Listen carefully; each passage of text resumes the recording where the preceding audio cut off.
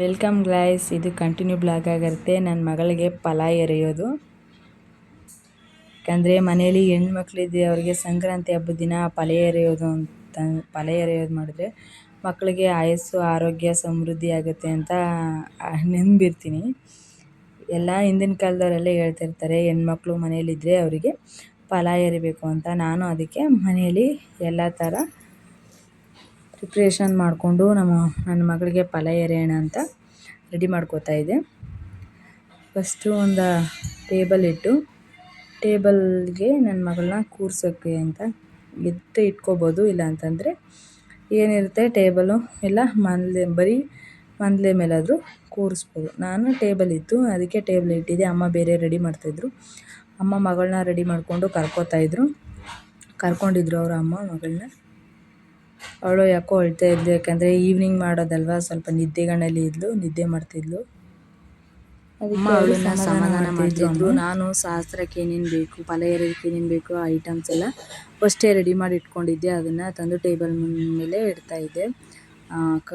ಸಕ್ಕರೆ, ಕಲ್ಲು ಎಳ್ಳು ಬೆಲ್ಲ ಮತ್ತು ಹಣ್ಣು ಮತ್ತು ಎಲ್ಚಿ ಹಣ್ಣು ಸೀಸನ್ ಇದ್ದರೆ ಸಿಕ್ಕುತ್ತೆ, ಇಲ್ಲ ನಮ್ಮ ಹಸ್ಬೆಂಡು ಎಲ್ಲೋ ಅವ್ರ ಮಗಳಿಗೆ ಏನು ಬೇಕಾದರೂ ಮಾಡ್ತಾರೆ, ಅದಕ್ಕೋಸ್ಕರ ಎಲ್ಲೋ ಹುಡುಕಿ ತಂದಿದ್ರು ಎಲ್ಚಿ ಹಣ್ಣನ್ನು. ಸದ್ಯ ನನಗೆ ಎಲ್ಚಿ ಹಣ್ಣು ಸಿಕ್ತಲ್ಲ, ಅದೇ ತುಂಬಾ ಖುಷಿಯಾಗಿತ್ತು. ಯಾಕಂತಂದರೆ ಎಲ್ಚಿ ಹಣ್ಣಿದೆ ಸ್ವಲ್ಪ ಎಕ್ಸ್ಟ್ರಾ ಶ್ರೇಯಸ್ಸು ಅಂತ ಹೇಳ್ತಾರೆ. ಅದಕ್ಕೆ ಎಲ್ಚಿ ಹಣ್ಣು ಸಿಕ್ಕಿತ್ತು. ಮತ್ತು ಹಣ್ಣು ಮತ್ತು ಹೂವೆಲ್ಲ ಮೈಸೂರಿಂದ ತರಿಸಿದ್ದೆ ಅಮ್ಮನ ಕೈಯಲ್ಲಿ. ಮೈಸೂರಲ್ಲಿ ತುಂಬ ಚೆನ್ನಾಗಿರುತ್ತೆ ಹೂಗಳು ಅಂತ ಅಮ್ಮನ ಕೈಯಲ್ಲಿ ಮೈಸೂರಿಂದ ಹೂವು ತರಿಸಿದ್ದೆ. ಹೂವು ಮತ್ತು ಅರಿಶಿನ, ಕುಂಕುಮ ಎಲ್ಲ ಅಕ್ಷತೆ ಬಟ್ಲಿಗೆ ಹಾಕಿ ಇಟ್ಟಿದ್ದೆ. ಮತ್ತು ಹೂವು ತುಂಬಾ ಚೆನ್ನಾಗಿರುತ್ತೆ ಮೈಸೂರು ಕಡೆ. ಅದಕ್ಕೆ ನಾನು ಅಮ್ಮನ ಹತ್ರ ಯಾವುದೇ ಫಂಕ್ಷನ್ ಮಾಡಿದ್ರು ನಮ್ಮ ಅಮ್ಮನ ಹತ್ರ ತರಿಸ್ಕೊಬಿಡ್ತೀನಿ ಮಾರ್ಕೆಟಲ್ಲಿ. ಆ ಹೂವು 2 ದಿನ 3 ದಿನ ಚೆನ್ನಾಗಿರುತ್ತೆ, ಬಾಡಲ್ಲ ಹೂವು. ಅದಕ್ಕೋಸ್ಕರ ಮೈಸೂರಿಂದನೇ ಹೂವನ್ನೆಲ್ಲ ತರಿಸಿ ಇಟ್ಕೊಂಡಿರ್ತೀನಿ. ನೆಕ್ಸ್ಟ್ ಟೇಬಲ್ ಮೇಲೆ ಹೂವನ್ನು ಜೋಡಿಸಿ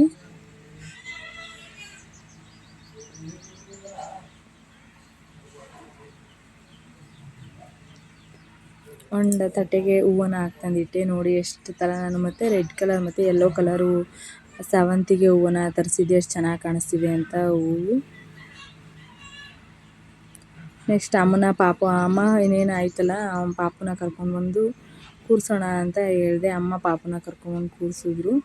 ನನ್ನ ಮಗಳು ತುಂಬಾ ಮುದ್ದಾಗಿ ಕಾಣಿಸ್ತಿದ್ಲು, ಗೌರಮ್ಮನ ಥರ. ನನಗಂತೂ ನನ್ನ ಮಗಳು ದೃಷ್ಟಿಯಾಗುತ್ತೇನೋ ಅನ್ನೋ ಥರನೇ ಇದ್ಲು. ಅವಳು ಹಣ್ಣು ತಿನ್ನೋದು ಅದೆಲ್ಲ ಮಾಡ್ತಾಯಿದ್ಲು. ಅಮ್ಮ ಅವಳನ್ನು ರೆಡಿ ಮಾಡೋದೇ ಒಂದಿದ್ದು. ಅವಳನ್ನ ನಾನೇ ನೋಡ್ಕೊತೀನಿ, ನಿನ್ನ ಪಾಡಿಗೆ ನೀನು ಪೂಜೆ ಮಾಡಮ್ಮ ಅಂತ ಹೇಳಿದ್ರು. ಅದಕ್ಕೆ ಅವಳಿಗೆ ಪೂಜೆ ಮಾಡೋಣ ಅಂತ ಮಾಡಿದ್ವಿ. ನೋಡಿ, ಅವಳು ತೀಟ್ಲೆನೇ ಮಾಡ್ತಾಯಿದ್ದಾಳೆ, ಹಣ್ಣು ತಗೊಳ್ಳಿ ತಿನ್ನೋದು ಅದು ಇದು ತೀಟ್ಲೆ ಮಾಡ್ತಾನೆ ಇದ್ಲು. ಮತ್ತು ದೀಪ, ಯಾಕಂದರೆ ಇಷ್ಟೆಲ್ಲ ಮಾಡಿದ್ಮೇಲೆ ಮಕ್ಕಳಿಗೆ ಆರತಿ ಮಾಡೋದು ತುಂಬಾ ಒಳ್ಳೆಯದು. ಅದಕ್ಕೋಸ್ಕರ ಆರತಿ ಮಾಡ್ತಾಯಿದ್ದೆ. ಫಸ್ಟ್ ನಮ್ಮ ಅಮ್ಮನೇ ಪೂಜೆ ಮಾಡಮ್ಮ ಅಂತ ಮಾಡಿಸ್ದೆ. ಅದಕ್ಕೆ ಅಮ್ಮ ಪೂಜೆ ಮಾಡೋಕ್ಕೆ ಟ್ರೈ ಮಾಡಿದ್ರು. ಸಂಕ್ರಾಂತಿ ಬಂತು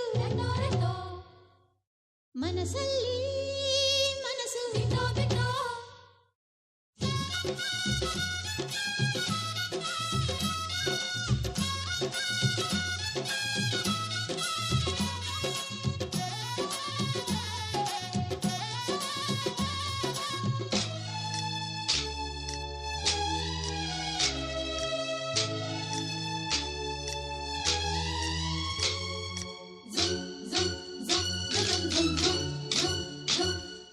ಸಂಕ್ರಾಂತಿ ಬಂತು ಮನಸ್ಸಲ್ಲಿ ಮನಸ್ಸು ಬಿಟ್ಟೋ ಎಳ್ಳು ಬೆಲ್ಲ ತೀರಾಯಿತು, ಕೊಟ್ಟು ತಗೋ ಮಾತಾಯಿತು, ಮುತ್ತಾಯಿತು ಮೊತ್ತಾಯಿತು, ಮೈಯಲ್ಲಿ ಏರುತ್ತಿದೆ ಮಮಥನ ಅಂಬುಗಳು. ಸಂಕ್ರಾಂತಿ ಬಂತು ಮನಸ್ಸಲ್ಲಿ ಮನಸ್ಸು ಬಿಟ್ಟೋ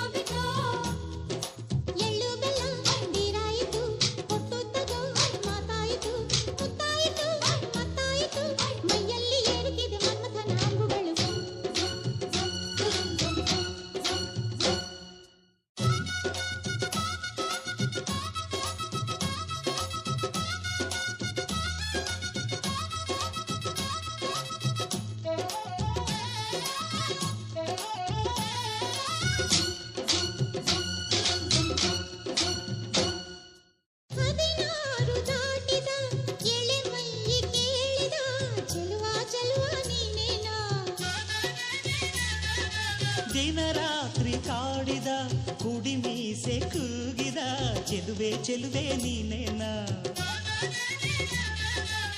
ಕಣ್ಣಿಗಿಟ್ಟ ಕಪ್ಪು ಕಾಡಿಗೆ ಮೂಗಿಗಿಟ್ಟ ಕೆಂಪು ಮೂಗುತಿ ನಡೆಸಿದ ಹುಡುಕಾಟ ನಿನಗೆ ಅತ್ತ ಇತ್ತ ಆಡೋ ಮನಸ್ಸು ಚಿತ್ತಭಂಗ ಮಾಡೋ ಕನಸು ನಡೆಸಿದ ಪರದಾಟ ನಿನಗೆ ಮಹಾರಾಜ ನನ್ನ ಜೊತೆಗಾರ ಮಾರಾಣಿ ನನ್ನ ಜೊತೆಗಾತಿ ಸುಗ್ಗಿ ಕಾಲದಂತೆ ಸುಗ್ಗಿ ಹಾಡಿನಂತೆ ನೀ ಬಂದೆ ನೀ ಬಂದೆ ನನ್ನ ಬಾಳಿಗೆ ಸಂಕ್ರಾಂತಿ ಬಂತು ಮನಸ್ಸಲ್ಲಿ ಮನಸ್ಸು ಬಿಟ್ಟ ಎಳ್ಳು ಬೆಲ್ಲ ತೀರಾಯಿತು ಕೊಟ್ಟು ತಗೋ ಮಾತಾಯಿತು ಮುತ್ತಾಯಿತು ಮತ್ತಾಯಿತು ಮೈಯಲ್ಲಿ ಏರುತ್ತಿದೆ ಮನ್ಮಥನ ಅಂಬುಗಳು ಹೀಗೆ ನನ್ನ ಮಗಳನ್ನ ತುಂಬಾ ಮುದ್ದಾಡ್ತಾ ನಾನು ಮುದ್ದಾಡ್ಕೊಂಡೆ. ಅವಳು ಕೆಳಗಡೆನೇ ಬಂದ್ಬಿಡ್ತಿದ್ಲು. ಮುದ್ದಾಡ್ಕೊಂಡು ಫಲ ಎರೆದ್ಮೇಲೆ ನಮ್ಮ ಅಜ್ಜಿ ಕೈಯಲ್ಲೂ ಹಾಕಿಸ್ದೆ. ನಮ್ಮ ಹಸ್ಬೆಂಡ್ ಇರಲಿಲ್ಲ. ನಮ್ಮ ಅಜ್ಜಿನೂ ಫಲ ಎರಿತೀನಿ ಅಂತ ಅವಳ ಕೈಯಲ್ಲೂ ಹಾಕಿಸ್ದೆ. ಯಾಕಂದರೆ ಹಿರಿಯರು ಎಷ್ಟು ಮಕ್ಕಳಿಗೆ ಆಶೀರ್ವಾದ ಮಾಡ್ತಾರೋ ಅಷ್ಟು ಒಳ್ಳೆಯದು. ನಮ್ಮ ಅಜ್ಜಿಗೆ ನನ್ನ ಮೊಮ್ಮಗಳು ಕಂಡ್ರೆ ತುಂಬಾ ಇಷ್ಟ. ಮೊಮ್ಮಗಳು ಅಂದ್ರೇ ಅವಳಿಗೆ ತುಂಬಾ ಇಷ್ಟ. ಅವಳ ಜೊತೆನೇ ಯಾವಾಗಲೂ ಇರ್ತಾಳೆ. ಈಗಿತ್ತು ನನ್ನ ಮಗಳ ಫಲ ಎರೆಯೋದು. ನೋಡಿ ಎಷ್ಟು ಮುದ್ದಾಗಿ ಕಾಣಿಸ್ತಿದ್ದಾಳೆ. ನೆಕ್ಸ್ಟು ಎಳ್ಳು ಬೆಲ್ಲ ಕೊಡೋಣ ಅಂತ ಈ ಥರ ರೆಡಿಯಾಗಿ ನಾನು ನನ್ನ ಮಗಳು ಅಮ್ಮ 3 ಜನನೂ ಹೋದ್ವಿ. ಅಳ್ತಾ ಇದ್ಲು ಅವಳು ಬರೆಯೋಕ್ಕೆ ಹೋಗೋಣ ಅಂತ. ನೆಕ್ಸ್ಟ್ ಅವಳನ್ನು ರೆಡಿ ಮಾಡಿಕೊಂಡು ಎಳ್ಳು ಬೆಲ್ಲ ಬೀರೋಕ್ಕೆ ಕರ್ಕೊಂಡು ಹೋದೆ ಕೊಡೋಣ ಅಂತ. ಯಾವ ಥರ ಕರ್ಕೊಂಡೋದೆ. ನೆಕ್ಸ್ಟ್ ನಮ್ಮ ಮನೆಯಲ್ಲಿ ನಮ್ಮ ಪಕ್ಕದ ಮನೆಯವ್ರಿಗೆ ಒಂದು 5-6 ಜನಕ್ಕೆ ಕೊಟ್ಟೆ ಎಳ್ಳು ಬೆಲ್ಲನ. ನೋಡ್ಬೋದು ನೀವು. ಎಲ್ಲರಿಗೂ ನನ್ನ ಮಗಳೇ ಎಳ್ಳು ಬೆಲ್ಲನ ಕೊಡ್ತಿದ್ಲು. ಇಲ್ಲ ನಾನೇ ಕೊಡ್ತೀನಿ ಅಂತಿದ್ಲು. ಅವಳನ್ನು ಎತ್ಕೊಂಡಿದ್ದೆ ನಾನು. ಅವಳು ಫಸ್ಟೇ ತೀಟ್ಲೆ ಮಾಡ್ತಾಯಿದ್ಲು.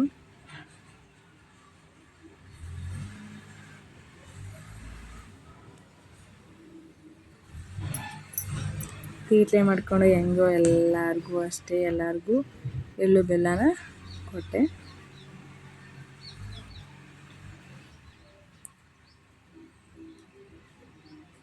5-6 ಜನಕ್ಕೆ ಎಳ್ಳು ಬೆಲ್ಲನ ಕೊಡೋಣ ಅಂದ್ಬಿಟ್ಟು ನನ್ನ ಮಗಳನ್ನ ಕರ್ಕೊಂಡು ಹೋಗ್ತಾ ಇದ್ದೆ. ಅವಳು ನೋಡಿ ಎಷ್ಟು ಮುದ್ದಾಗಿ ಕಾಣಿಸ್ತಿದ್ದಾಳೆ ಅಂತ. ನೋಡಿ ಅವಳಿಗೂ ಅಷ್ಟೇ. ಅವಳು ನಾನು ಕೊಡ್ತೀನಿ ಅಂದ್ಬಿಟ್ಟು ತಾನು ಅರ್ಶಿನ ಕುಂಕುಮನ ಇಕ್ತಿಳು. ಅಷ್ಟು ಮುದ್ದು ನನ್ನ ಮಗಳು. ನೆಕ್ಸ್ಟ್ ಎಲ್ಲರ ಮನೆಗೂ ಕೊಟ್ಟೆ. ಅವರು ಅಷ್ಟೇ ನಾನು ವಿಡಿಯೋ ಮಾಡ್ತಾಯಿದ್ರೆ ಮಾಡಮ್ಮ ಪರವಾಗಿಲ್ಲ ಅಂತ ಹೇಳ್ತಿದ್ರು. ನನ್ನ ಮಗಳು ಮುದ್ದಾಗಿ ಕಾಣಿಸ್ತಿದ್ದಕ್ಕೆ ತುಂಬಾ ಮುದ್ದಾಡ್ತಾಯಿದ್ರು. ಎಲ್ಲರಿಗೂ ಅರ್ಶಿನ ಕುಂಕುಮನ ಕೊಟ್ಟು ಎಳ್ಳು ಬೆಲ್ಲನ ಕೊಟ್ಟು ನನ್ನ ಮಗಳನ್ನ ಅವಳನ್ನು ನಡೆಸ್ಕೊಂಡು ಕರ್ಕೊಂಡು ಹೋಗ್ತಾಯಿದ್ದೆ. ಅಮ್ಮನೂ ಅಷ್ಟೇ. ಅಮ್ಮನೂ ತುಂಬಾ ಹೆಲ್ಪ್ ಮಾಡಿಕೊಂಡು ನಾನು ಕರ್ಕೊಂಡು ಹೋಗ್ತೀನಿ ಅಂತ ಅಮ್ಮನೂ ಕರ್ಕೊಂಡು ಹೋಗ್ತಿದ್ರು. ಅಮ್ಮನ ಜೊತೆ ಹೋಗಿ ಎಲ್ಲರಿಗೂ ಕೊಟ್ಟಳು ನನ್ನ ಮಗಳು. ಎಲ್ಲರಿಗೂ ತಾನೇ ಕೊಡ್ತಿದ್ಲು. ಅಷ್ಟು ಮುದ್ದು ನನ್ನ ಮಗಳು. ನೋಡಿ ನೀವೇ ಯಾವ ಥರ ಎಳ್ಳು ಬೆಲ್ಲನ ಯಾವ ಥರ ಕೊಡ್ತಾಯಿದ್ದಾಳೆ ಅಂತ. ನಾನು ವಿಶ್ ಕೂಡ ಮಾಡಿದ್ಲು ನನ್ನ ಫ್ರೆಂಡು. ಅವಳು ಮುದ್ದಾಗಿ ಮಾತಾಡೋದು ನೋಡ್ಬಿಟ್ಟೆ ಎಲ್ಲರೂ ಚೆನ್ನಾಗಿ ಮುದ್ದಾಡ್ತಾಯಿದ್ರು ನನ್ನ ಮಗಳನ್ನ. ಎಲ್ಲರಿಗೂ ಕೊಟ್ಟೆ. ನಮ್ಮ ಬೀದಿಲಿ ಎಲ್ಲರೂ ತಗೊಂಡು ಅವಳು ಮುದ್ದಾಗಿರೋ ನೋಡಿ ಮುದ್ದಾಗಿದ್ದಾಳೆ ಅಂತಲೇ ಅಂತಿದ್ರು. ನನ್ನ ಮಗಳು ಅಷ್ಟು ಮುದ್ದಾಣೆ ಥರ ಕಾಣಿಸ್ತಿದ್ಲು. ಎಲ್ಲರಿಗೂ ಕೊಟ್ಬಿಟ್ಟು ಅವಳ ಫ್ರೆಂಡ್ ಹತ್ರ ಸ್ವಲ್ಪ ಫೋಟೋ ಶೂಟ್ ಮಾಡ್ತೀನಿ ಅಂದ್ಬಿಟ್ಟು ಅವಳ ಫ್ರೆಂಡು ತುಂಬಾ ಮುದ್ದಾಗಿ ಕಾಣಿಸ್ತಿದ್ಲು. ಅದಕ್ಕೆ ಅವಳ ಫ್ರೆಂಡು ಅವಳು ಇಬ್ಬರೂ ಫೋಟೋ ತಗೊಂಡು ಕೊನೆಯಲ್ಲಿ ಅವಳಿಗೆ ದೃಷ್ಟಿ ಆಗಿರುತ್ತೆ ಅಂದ್ಬಿಟ್ಟು ಕೊನೆಯಲ್ಲಿ ಅಮ್ಮ ಅರ್ಶಿನ ನೀರು ಮತ್ತು ರಕ್ತ ನೀರು ಅಂತಾರೆ ನಮ್ಮ ಕಡೆ, ಅದನ್ನು ಮಾಡಿ ಕೆಂಪು ನೀರು ಮಾಡಿ ಸುರಿದು ಎಲೆ ಅಡಿಕೆ ಎಲೆನ ತೊಳೆದ್ರು. ಯಾಕಂತಂದರೆ ಮಕ್ಕಳಿಗೆ ಬೆಳಗ್ಗೆಯಿಂದ ಸಂಜೆವರೆಗೂ ರೆಡಿ ಮಾಡಿರ್ತೀವಿ, ದೃಷ್ಟಿಯಾಗಿರುತ್ತೆ. ಸಂಕ್ರಾಂತಿ ಹಬ್ಬದ ಫಲ ಇರುತ್ತೆ. ಪೂಜೆ